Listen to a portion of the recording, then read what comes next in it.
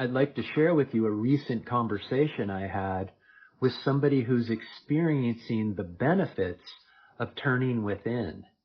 The way that he's describing it and the way that he is using his words and his hand gestures are very similar to how I experienced turning within. And I go over what is actually changing in self-inquiry, because something has to change. And what that change is, it's the dissolution of ego into the infinite. And that is an experience, it's an objective experience into a non-objective experience of the infinite.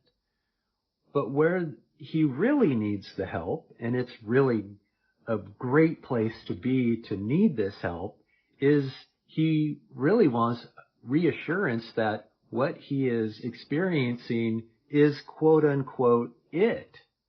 And it makes sense because we can't know ourself, the inner workings with our mind, because our mind isn't there when we get there.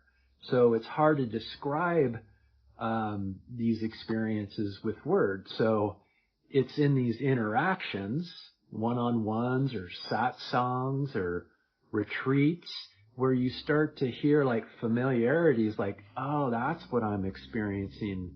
And okay, I am on the right track. I am on the right message. So this is just a sharing of somebody else who is experiencing the wonderful benefits of dissolving their mind into their heart. And you can see it on the smile on his face. Take care. The distinct experience of, that's the only way to say it. It felt like my head or mind was like physically melting into my heart, which was a very, very nice feeling. It felt like, like this was just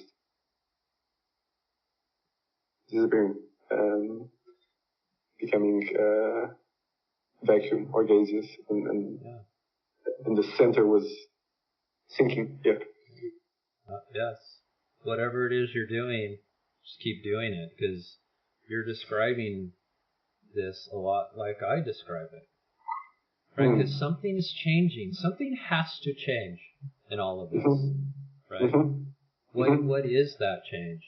It's the dissolving of the sense of me, of the sense of individualism.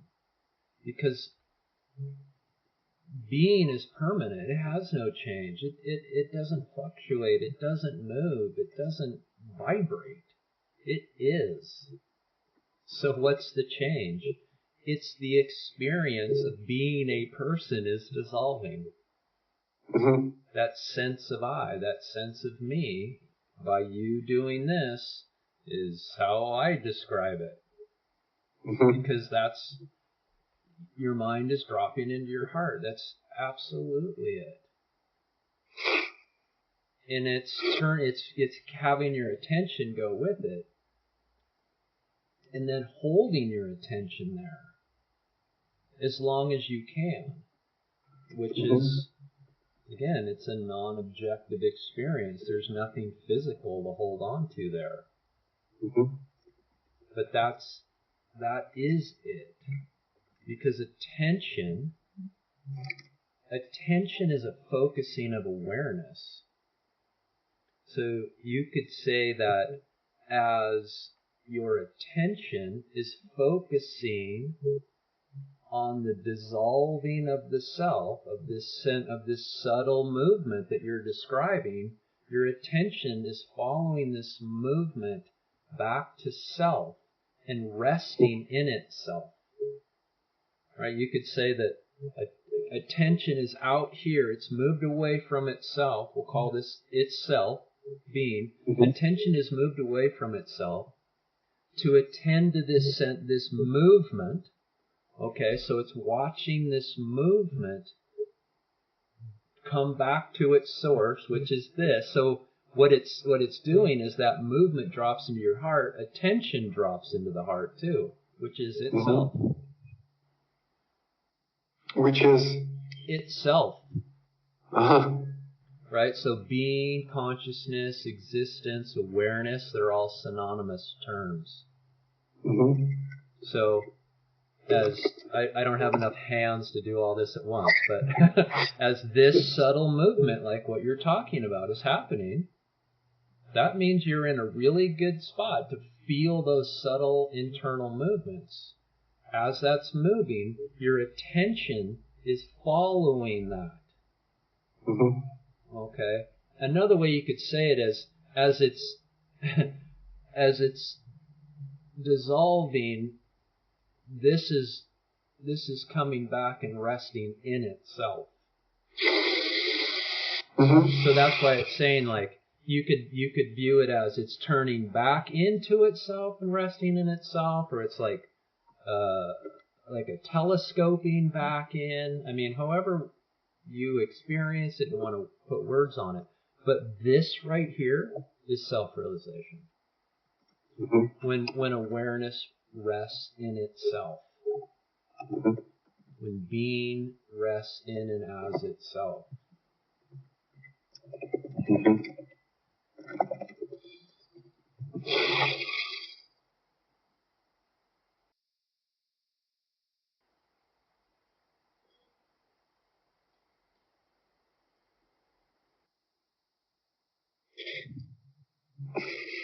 Yeah, thank you.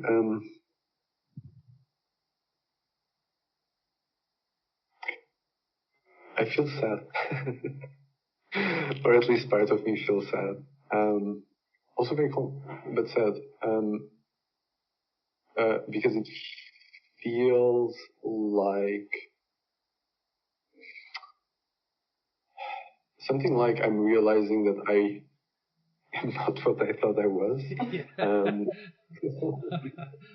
Yes. And this is good. there's a sense of grief that comes along with it, I guess. Like there's the it's so strange because it's almost it's how you said, like one foot here, one foot there. It's like from the former perspective, it's like, oh, maybe I never was what I thought I was. Maybe I didn't exist at all. And that feels very sad. And then from the other perspective, I don't super feel it. I kind of sense how it would be, I think. But there's a sense of like freedom and expanse, right? It's not like, it's not tight. It's like, yes. All of this, right? Yes. Which finally feels like it has more than enough space to feel the grief of the grieving part. But still it's hard. Yeah. So what is happening is that your ego is realizing that you've discovered the truth for real. It's been masquerading as the truth. And so it will play the game to get you to not turn your attention to yourself. And depending on our conditioning, it plays the game in different ways. So you're experiencing sadness. That's it. That's ego trying to make sure that Vasco never knows himself. Mm-hmm. So now this is when you start to get on top of the ego and see how it works. This is just the ego being the ego. And because this is non-duality, we just let everything be as it is. We don't deny reality. We don't deny the sadness. We just realize that it's an attempt from our egoic mind to keep us away from our infinite self. And so these movements of sadness and grief are nothing other than gifts. They're gifts to remind you of your infinite self.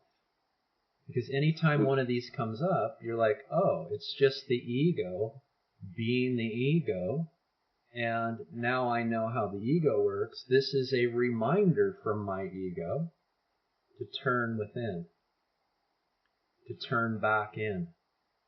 Because every time that you recognize a movement away from yourself, and like sadness or grief or anything else that's going to throw at you, when you recognize that and turn within, it lowers that movement. So sadness was big, and then over time it just shrinks. And sadness goes away. And you didn't do it. The ego does not do getting rid of sadness. How that happened is you've turned your attention here, and it's doing the work. This does all the work. That's why I said earlier, my job, if I say I have a job in all this, and the whole reason I do everything that I do with books and videos is to get you to turn your attention here, because you'll realize soon, which you already have, you just haven't recognized that. You haven't given yourself permission yet for that to be the truth, but it's really close. That this is the only thing that's going to solve any problem. It will carry every load. It will carry every burden. It will carry you because it already is carrying you. So, yes, I feel sadness and grief because who am I?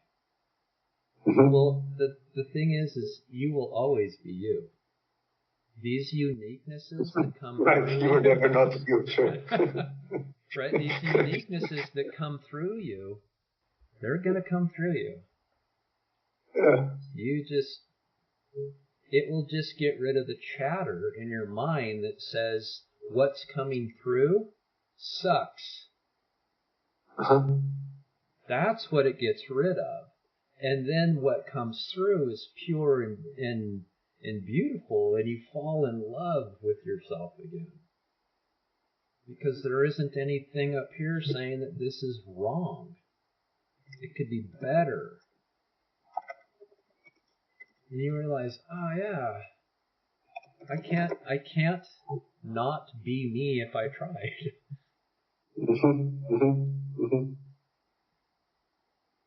And that's just, the profound way of saying that is you come back in line with reality. As reality is manifesting, you're right here in line with it as it's manifesting. And that's peace.